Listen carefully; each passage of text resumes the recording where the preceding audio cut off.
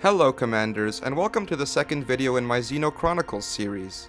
I'm Commander Gadnock, and today we focus on a recent discovery I made while playing Odyssey of an unknown and newly found braintree location. I'm happy to say I was the first commander in this system to make footfall, scan the trees, and return the data to Vista Genomics.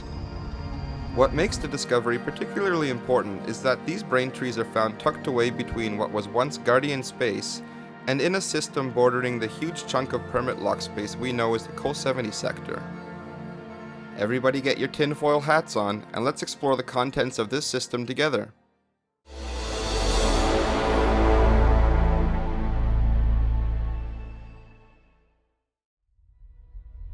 Zooming in on the galaxy map, we see the location is in the Synuefe subregion of space.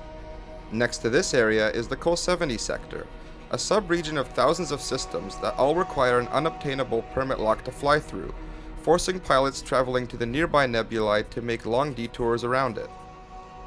To this day, Frontier's only explanation for the permit locks is that they're saving for future content, and the community doesn't really know what's hidden there, though the most common consensus is that this is the location of the Thargoid homeworld. But we'll get back to that in a second.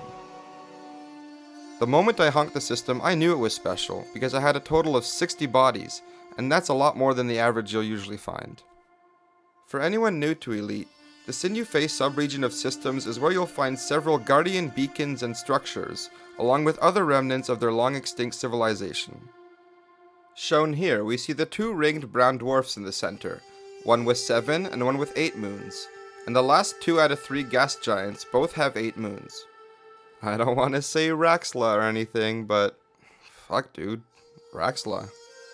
Many of the planet's moons have tenuous atmospheres, but what really grabbed my attention is when I saw a mix of biological and geological signals coming from 3 of the moons with no atmosphere. I thought this was pretty interesting, so I went to have a look, and sure enough, when I landed on moons 4, B, and C, I found forests of Rosium and Levitum braintrees.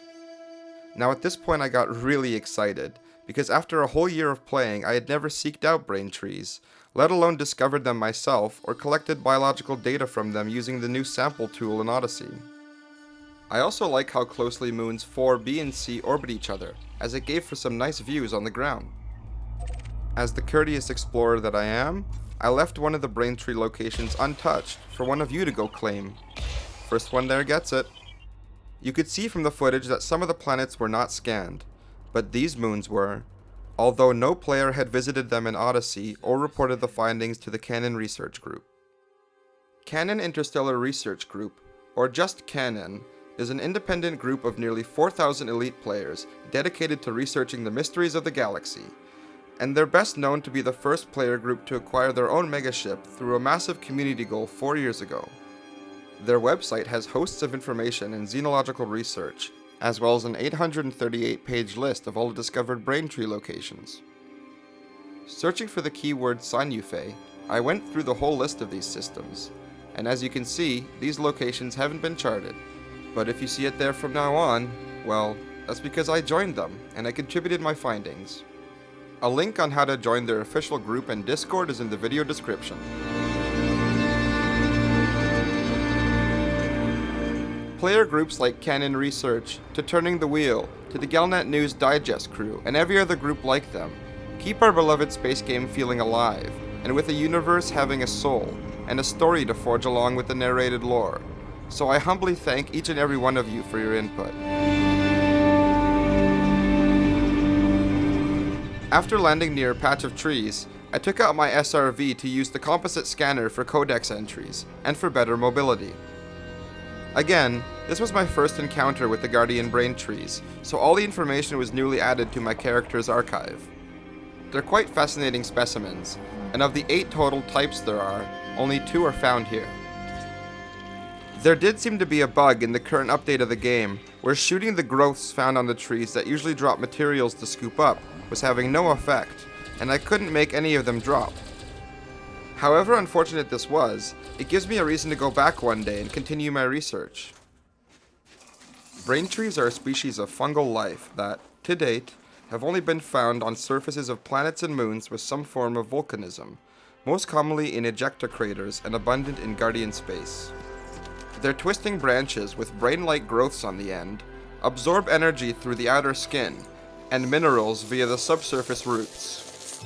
These locations fall directly within the known suitable parameters, including having a surface temperature of between 200 and up to 496 Kelvin.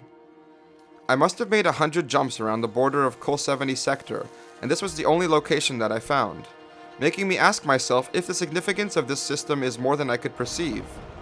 And also, were the Guardian and Thargoid territories more connected than we thought? Of course, with the Odyssey expansion bringing dozens of new biological strains to the game, in thick patches on all sorts of planets in the galaxy, we can expect that braintree locations have increased, and follow the same rules as other organics. However much that may diminish the importance of my discovery, I find the location of the entire system to be the most curious.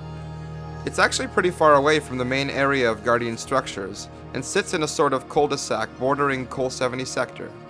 Once you jump here, your options for the next jump become few and far between.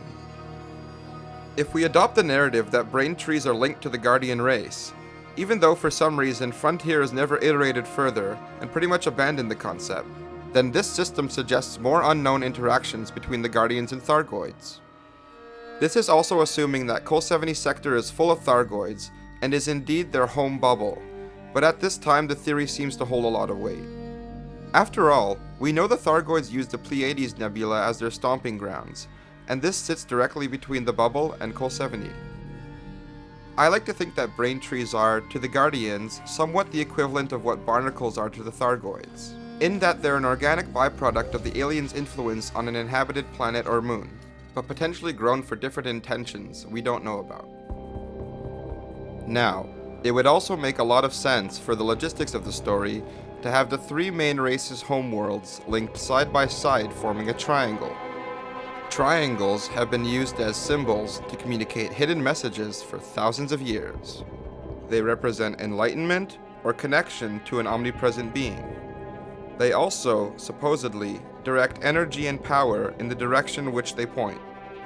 Following the longest point of this species triangle leads us away from the bubble and heading towards the sanguineous rim, and beyond that to Kepler's crest.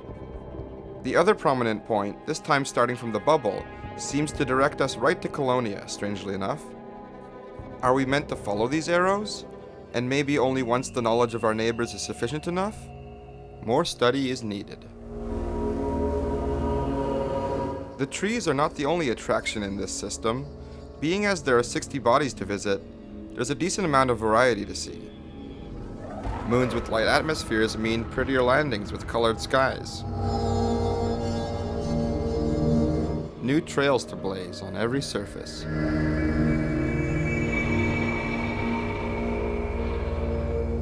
Making first footfalls with more plants to sample.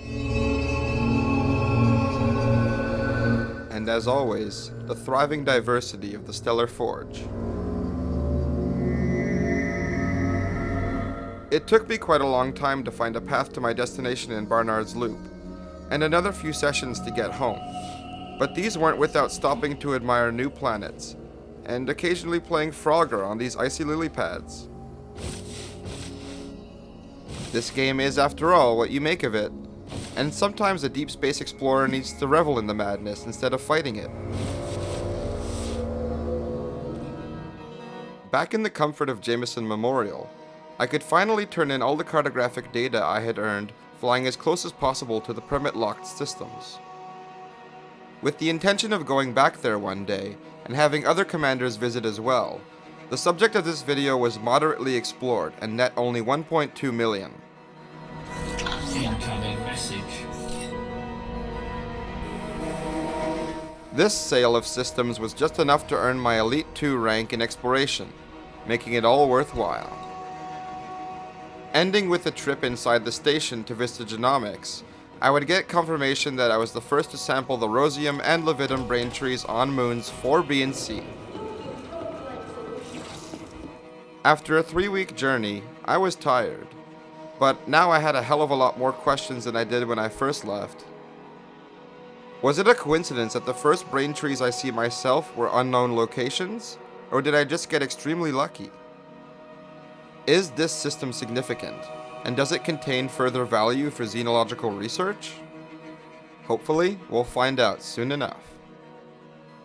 I'd love to hear your theories and speculations on the subject, so please leave me a comment and even subscribe if you want to see more Elite Dangerous and Star Citizen content. Thank you for watching, 07 Commanders, and take care of yourselves.